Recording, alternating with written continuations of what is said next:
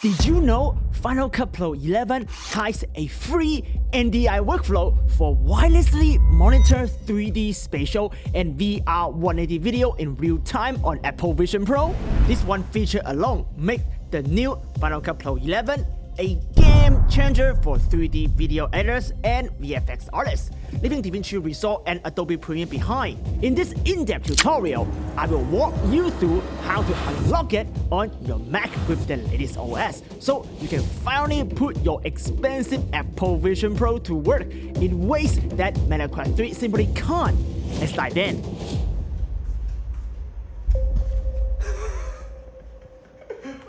Okay, let's be fair. Final Cut 3 can also use NDI to monitor 3D and VR180 video live up to 4K DCI at 60 frames per second. We even have a tutorial right here for that topic. But it's not free and the setup is pretty complicated.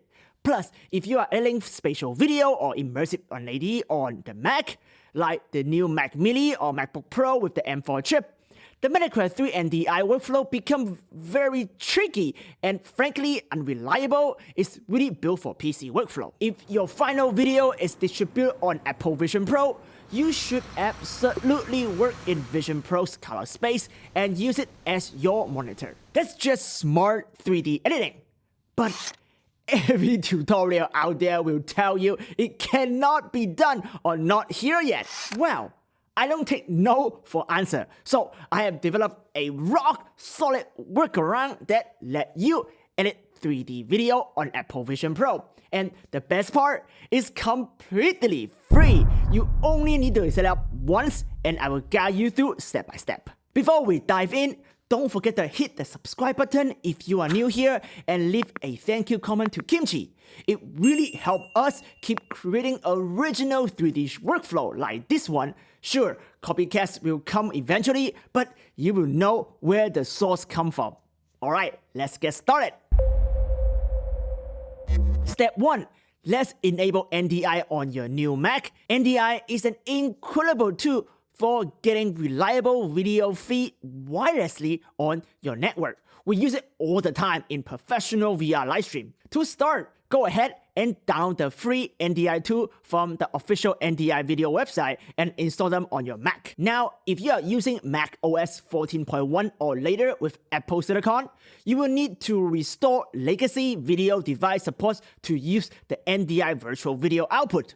Don't worry, it's easier than it sounds. First, shut down your Mac completely, then press and hold the power button until the system volume and the option button appear on the screen. Click the option button and then click continue. Once you are in the recover mode, open the utilities menu and select terminal. Type this command in your terminal. Hit return and you are good to go. You can now safely quit terminal and restart your Mac. By the way, if you have older VR devices that you still want to use with your new Mac, this workflow will work for them as well. After restarting your Mac, go to your privacy and security settings and check for camera settings. If the legacy video device support has been restored correctly, you will see this warning message in the system settings. That's your confirmation that everything is set up correctly for the next step.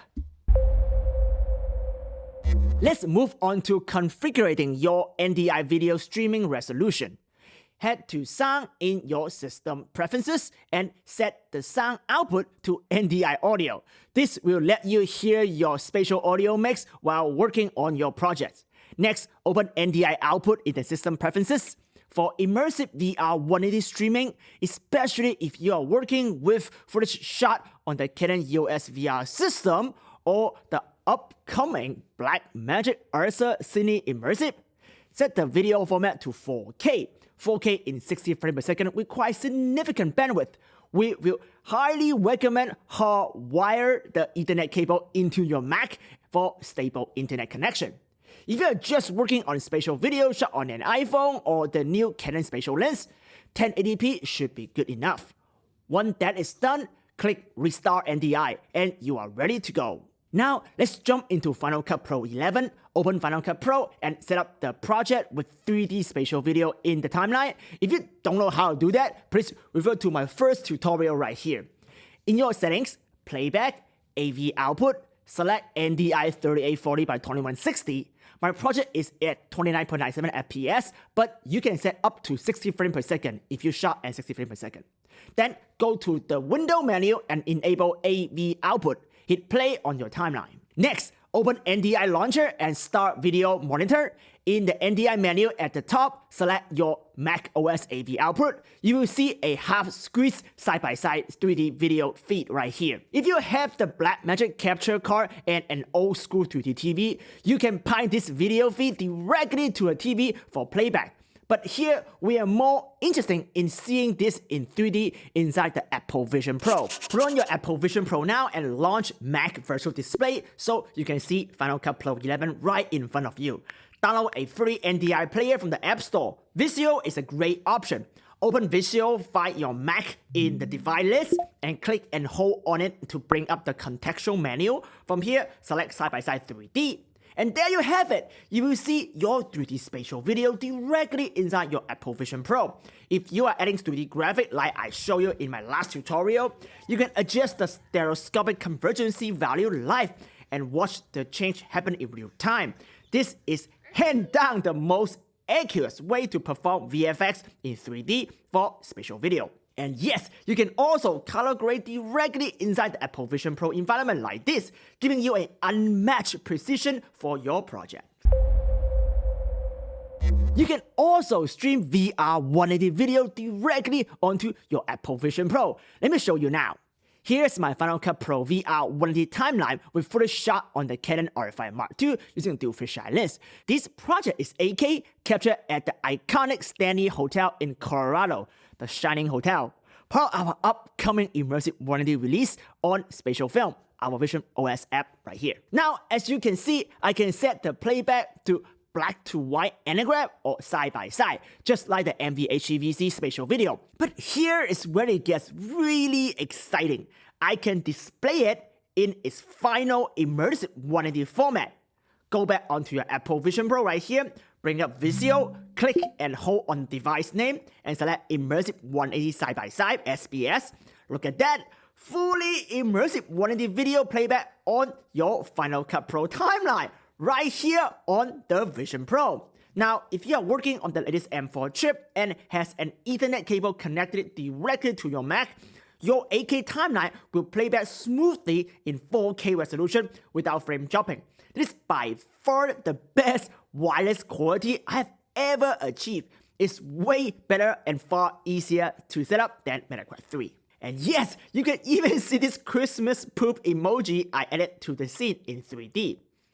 If your playback quality doesn't match what you see here, check the View menu in Final Cut Pro and ensure better quality is selected instead of better performance.